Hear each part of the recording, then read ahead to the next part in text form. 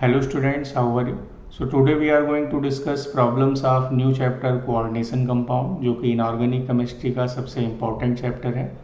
और इसमें भी सबसे पहले हम लोग डिस्कस करेंगे इसके नॉमेनक्लेचर के प्रॉब्लम्स को और वर्नर थ्योरी से रिलेटेड प्रॉब्लम को।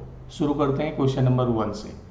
क्वेश्चन नंबर 1 दिया गया है कि the IUPAC name of the given compound. एक कंपाउंड दिया गया है, उसका IUPAC नेम अपने को बताना है। तो जो कंपाउंड है वो ऐसे दिया गया है कि दिस इज AlOH H2O5। ये कंपाउंड अपने को दे दिया गया है, इस पे +2 चार्ज है।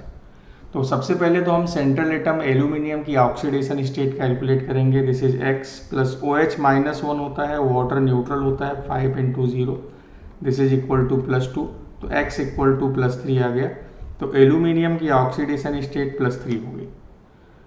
अब एल्यूमिनियम की ऑक्सीडेशन स्टेट +3 हो गई। अब आप देखिए कि जो कोऑर्डिनेशन स्फीयर है वो पॉजिटिवली चार्ज है, तो सेंट्रल मेटल एल्यूमिनियम का नाम एल्यूमिनियम ही रहेगा, एल्यूमिनेट नहीं होगा। अगर कोऑर्डिनेशन स्फीयर नेगेटिवली चार्ज होता है तो सेंट्रल मेटल आयन के नेम में सफिक्स 8 लगा देते हैं। अब हमें वो लगाने की ज़रूरत नहीं है, एल्यूमिनियम 3 ही रहेगा। अब अगर अब कोऑर्डिनेशन स्फीयर का जब हम नॉमेनक्लेचर लिखते हैं और उसमें लिगेंड अगर वेरियस टाइप्स के हैं तो लिगेंड्स को हम अल्फ़ाबेटिकली अरेंज कर देते हैं। तो ये एक्वा है, ये हाइड्रोक्सो है। तो एक्वा में अल्फ़ाबेट A पहले आएगा, हाइड्रोक्सो में अल्फ़ाबेट H बाद में आएगा। तो पहले हम वाटर को लिखेंगे, फिर हाइड्रोक्सी लिखेंगे। तो इसका जो नेम हो गया वो हो गया पेंटा एक्वा हाइड्रोक्सो एल्यूमिनियम 3।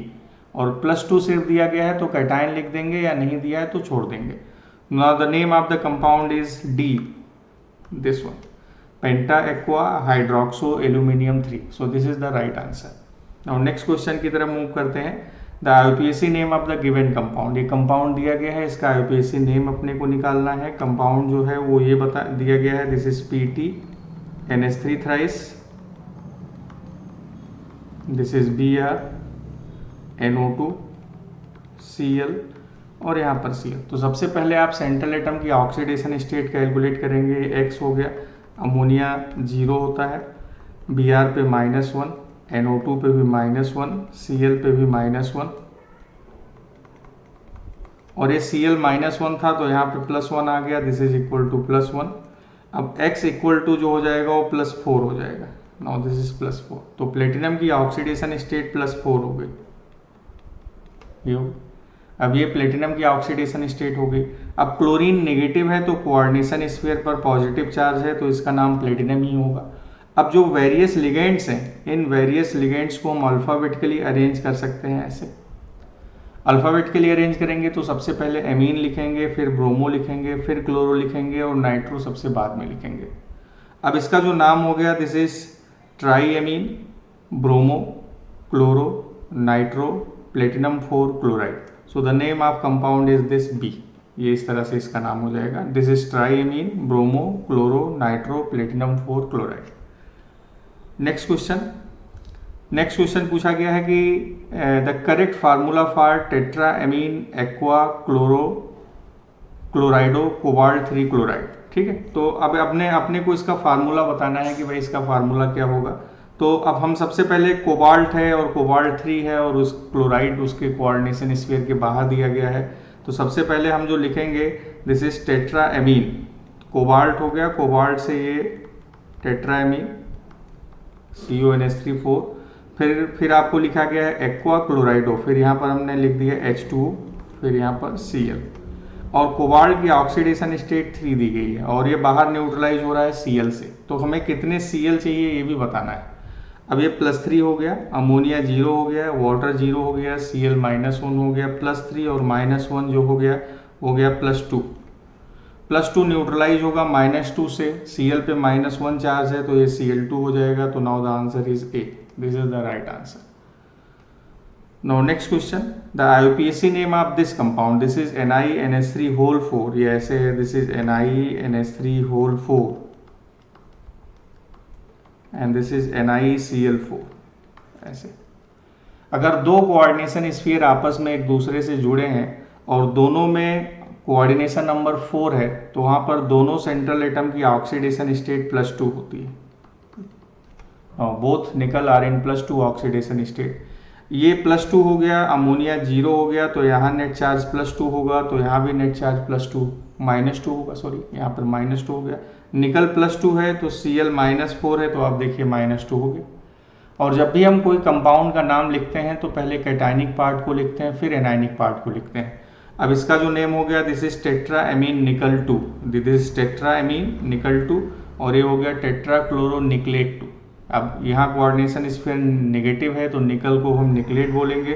तो सबसे पहले जो हो गया दिस इज टेट्राएमीन निकल 2, एंड दूसरा जो हो गया tetrachloronickelate 2। So now the name of the compound is this one is C, like this, tetraamine nickel 2 and tetrachloroniclate 2. This is the name of the compound. Now next question. Next question ये है कि identify the incorrect combination of IUPAC name of the complex and it's formula. अब ये जो कुछ नाम दिए गए हैं और उनका फार्मूला दिया गया है, उसमें जो इनकरेक्ट है वो आपको बताना है। तो इसमें जो इसका आंसर होगा वो ऐसे हो गया कि this one answer is C. उसको आप ऐसे समझिए, यहाँ पर दिखा है कि डाइक्लोरोबिस इथेन डाइएमीन, और फिर डाइक्लोरोबिस इथेन डाइएमीन यानी क्या है, और फिर कोबाल्ट 2 है। तो आप देखिए कोबाल्ट है, ऐसे कोबाल्ट की ऑक्सीडेशन स्टेट ये 2 मेंशन कर रहे हैं, और फिर यहाँ पर लिखा गया है कि डाइक्लोरो यानी कोबाल्ट से 2 Cl जुड़ गए ऐसे, और फिर इथाइलिन डाइएमीन भी है, इथाइलिन डाइएमीन या इथेन 1,2 डाई या इथेन 1,2 डाइएमीन। और अब आप इसका अगर चार्ज देखें तो कोबाल्ट +3 हो गया, Cl -2 हो गया, ये +3 और -2, तो यहाँ पर जो चार्ज हो गया वो +1 हो गया, दिस वन, ये इस तरीके से हो, तो ये +1 हो गया इस तरीके से, दिस इज। अब आप यहाँ पर देखें कोबाल्ट की ऑक्सीडेशन स्टेट यहाँ पर +2 दी गई है, सॉरी यहाँ पर कोबाल्ट की ऑक्सीडेशन स्टेट +2 दी गई है, तो ये +2 हो गया और ये -2 हो गया, तो इसको न्यूट्रल हो जाना चाहिए यहाँ पर 0, ठीक है, पर यहाँ पर प्लस चार्ज दिया गया है इसलिए ये नाम इनकरेक्ट नेम है, ठीक है। नेक्स्ट क्वेश्चन की तरफ चलते हैं। लिखा गया है कोऑर्डिनेशन कंपाउंड है फार्मूला PtCl4 2KCl। एक कंपाउंड है जिसका फार्मूला PtCl4 2KCl है, ऐसे। अब आगे लिखा रहा है electrical conductance measurement indicate presence of 3 ion in 1 formula unit. अब इसमें 3 आयन्स है इन 1 फार्मूला यूनिट, इट मीन्स इसका जो फार्मूला है वो ऐसे हो गया कि दिस इज K2PtCl6। अब आप देखिए इसमें 3 आयन्स हो गए, एक तो 2K+ हो गया, और तीसरा जो हो गया this is PtCl6 -2, like this. Treatment of AgNO3 produce no precipitate of AgCl। तो अगर मैं इस पर AgNO3 का रिएक्शन कराऊंगा तो AgCl मिलेगा ही नहीं, क्योंकि कोऑर्डिनेशन स्फीयर के बाहर तो K+ है, Cl- है ही नहीं, तो यहाँ पर AgNO3 से रिएक्शन होगा नहीं।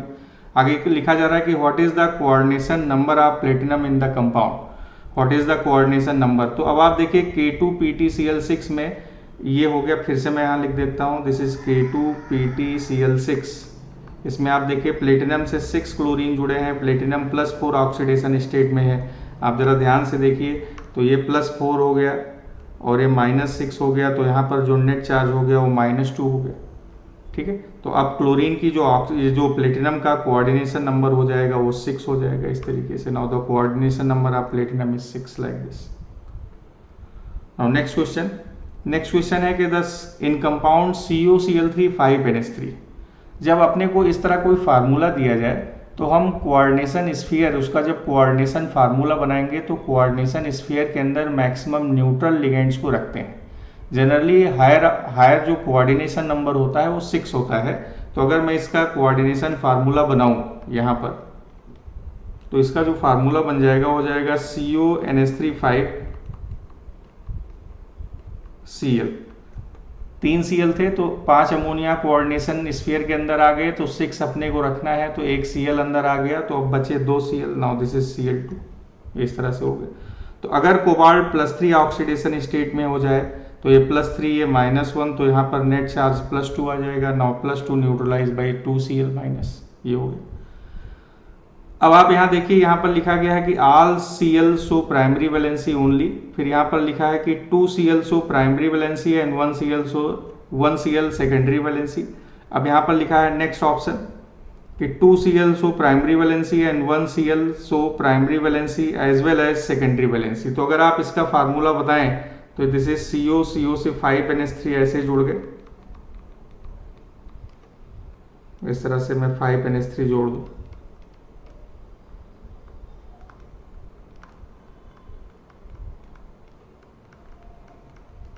कोबाल्ट पे नेट चार्ज +3, एक NH3 यहाँ आ गया और एक Cl यहाँ आ गया। अब यहाँ पर क्या होगा कि ये Cl माइनस है, ये +3 है, तो ये न्यूट्रलाइज हुआ, +2 हो गया और 2 Cl माइनस और एक्स्ट्रा आ गया, दिस इज 2 Cl माइनस, और वही 2 Cl माइनस इसको न्यूट्रलाइज कर रहे हैं ऐसे। तो आप देखिए 2 Cl तो प्राइमरी वैलेंसी का काम कर रहे हैं और एक ये जो Cl है प्राइमरी का भी काम कर रहा है और सेकेंडरी का भी काम कर रहा है, क्योंकि प्राइमरी वैलेंसी +3 है, +3 हमेशा नेगेटिव आयन से ही न्यूट्रलाइज होगी। तो 2 Cl प्राइमरी वैलेंसी का काम कर रहे हैं और एक Cl प्राइमरी का भी काम कर रहा है और सेकेंडरी का काम कर रहा है। यहाँ पर ये वाला जो Cl है, this will satisfy primary valency as well as secondary valency. Now the answer is C. और नेक्स्ट क्वेश्चन ये है कि which of the following Werner complex has least electrical conductivity, किसकी इलेक्ट्रिकल कंडक्टिविटी सबसे कम होगी इसमें, वो अपने को बताना है। तो अगर मैं इस कंपाउंड को ले लूँ, कंपाउंड सी को, तो इसका जो फार्मूला हो जाएगा वो हो जाएगा CONH3 थ्राइस NCl3, कोबाल्ट +3 में। आप देखिए अब ये +3 हो गया, ये -3 हो गया, ये 0 हो गया। अब इसमें कोई आयंस नहीं है तो इसकी इलेक्ट्रिकल कंडक्टिविटी सबसे कम हो जाएगी। अगर आप इसका फार्मूला बनाए तो इसमें क्या होगा कि दिस इज कोबाल्ट से अमोनिया आप देखिए जुड़े हुए 1 2 3 4 एंड 5 अमोनिया जुड़े हैं, दिस इज CONH3 5। एक Cl है जो प्राइमरी और सेकेंडरी दोनों का काम कर रहा है Cl, और प्राइमरी वैलेंसी का काम ये 2 Cl कर रहे हैं, बाहर Cl2 हो गया। अब आप देखिए इसमें एक कैटायन है और 2 एनायन है, तो यहाँ पर 1 कैटायन 2 एनायन, तो टोटल 3 आयंस, तो इलेक्ट्रिकल कंडक्टिविटी सबसे ज़्यादा होगी। इस तरह से हम नंबर ऑफ आयंस निकाल लेंगे, जिसमें नंबर ऑफ आयंस सबसे ज़्यादा होंगे उसकी इलेक्ट्रिकल कंडक्टिविटी भी सबसे ज़्यादा होगी।